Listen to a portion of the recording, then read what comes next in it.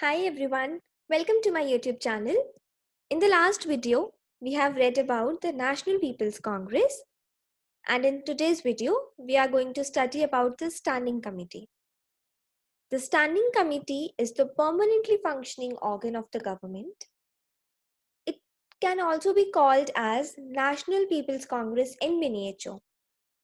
This is because the National People's Congress have only one session throughout the year. So most of the work of the National People's Congress is done by the Standing Committee. And the Standing Committee is also small in size than the National People's Congress. So it can also be called as National People's Congress in miniature. The composition of the Standing Committee, there is a chairman, a vice chairman, a secretary general, and members.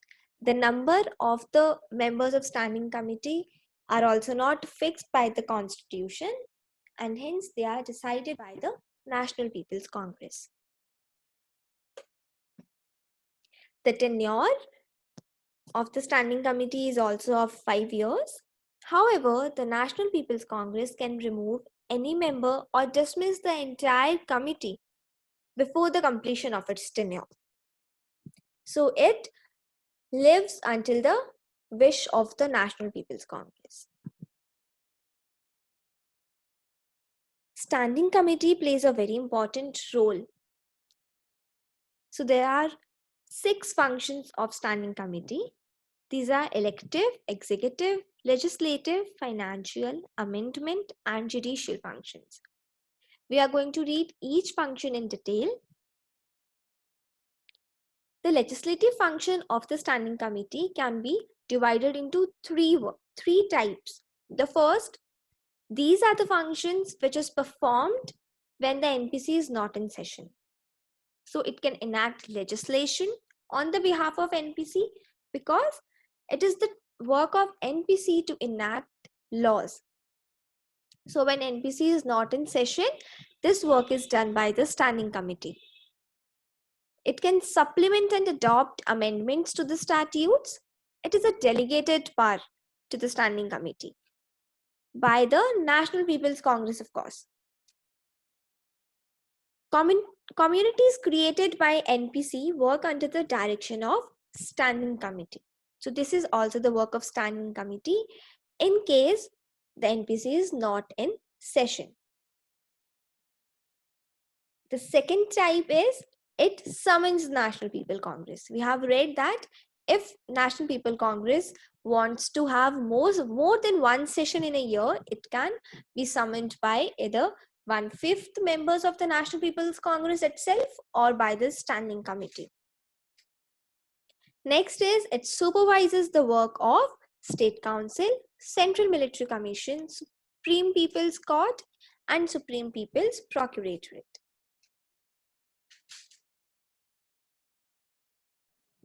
So these were the legislative functions of the Standing Committee. Next are the elective functions. These are also done in the recess of National People's Congress. The Standing Committee chooses the ministers, Auditor General, and the Secretary General of the State Council on the recommendation of the Premier. See, the word Premier denotes Prime Minister. Do not get confused with the word. It is a short form or it's a synonym for Prime Minister. It also decides on the choice of members of the Military Commission on the recommendation of the Chairman of the Military Commission. And the following 8 members are appointed and removed by the Standing Committee during the recess of National People's Congress. The Vice President and judges of Supreme People's Court, members of Judicial Committee, Chairman of Military Court, Deputy Procurators General, Procurators of the Supreme People's Procuratorate, members of Procuratorial Committee, Chief Procurator of Military Procuratorate, Chief Procurator of Provinces and Autonomous Regions. That means the people associated with the judiciary line, the Supreme People's Court and also the Procuratorate are appointed and removed by the Standing Committee. during the recess of National People's Congress. Next are the executive functions. So in executive functions, it decides on the enforcement of martial law. It decides regarding the general and partial mobilization, the appointment and recall of Chinese ambassadors. See, these functions are very much similar with the functions of the executive in India. So these are not very difficult to learn. It institutes titles and ranks for military and diplomatic personnel. It decides on ratification and abrogation of treaties with foreign countries. See, foreign countries, related to foreign countries, the functions are to appoint and recall the ambassadors, ratify the treaties, and also to give ranks and titles in case of military, and state medals and titles of honors. Special pardon. The president in India is also entitled to give pardon to the criminals.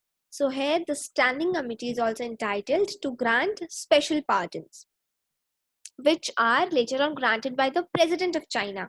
That means the standing committee recommends to the president whether to grant pardon or not.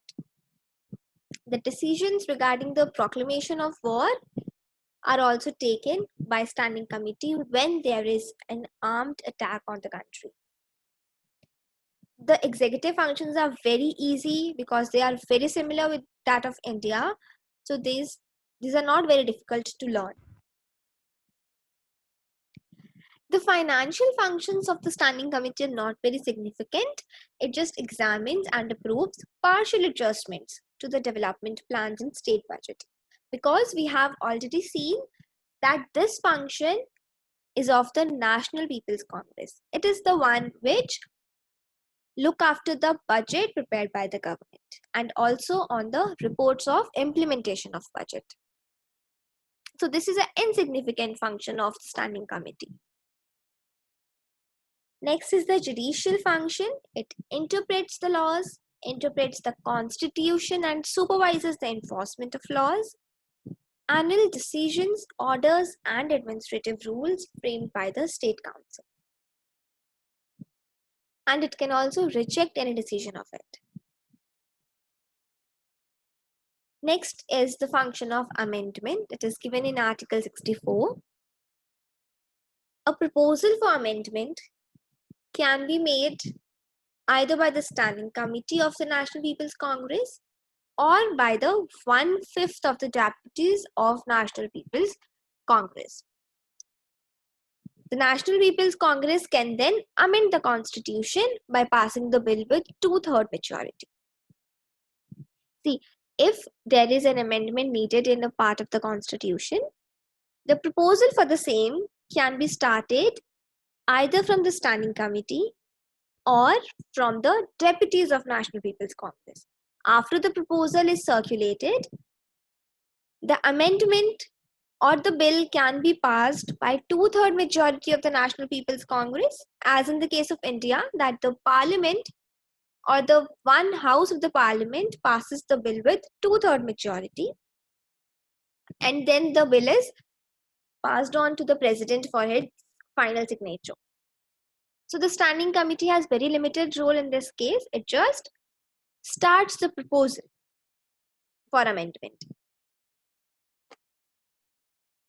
You might have seen that the functions of National People's Congress and Standing Committee are very much similar. This is because most of the functions of National People's Congress is done by the Standing Committee only. Firstly, because of the less number of sessions of National People's Congress.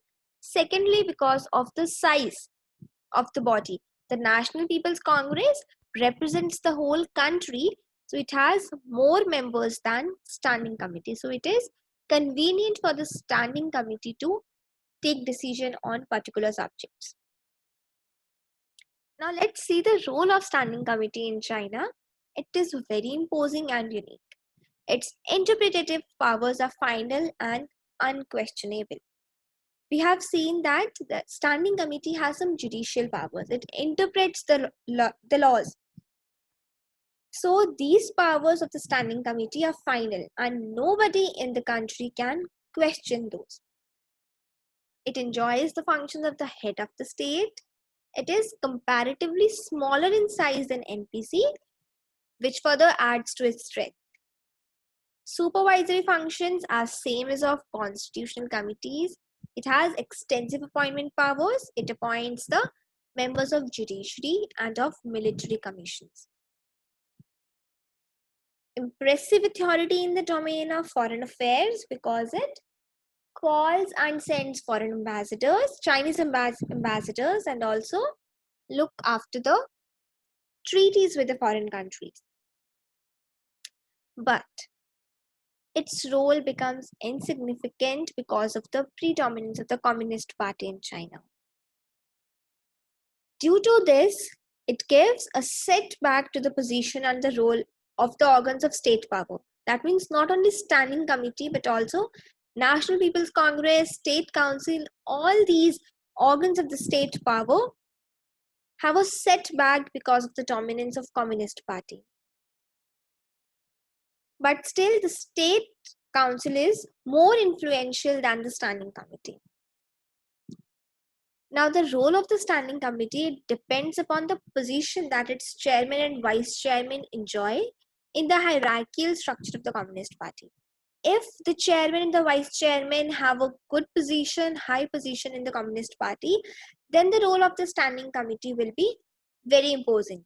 Otherwise, it will just have a setback and will just dance to the tunes of the Communist Party. This was all about the Standing Committee of China. If you liked the lesson, please press the like button and subscribe my channel. Thank you.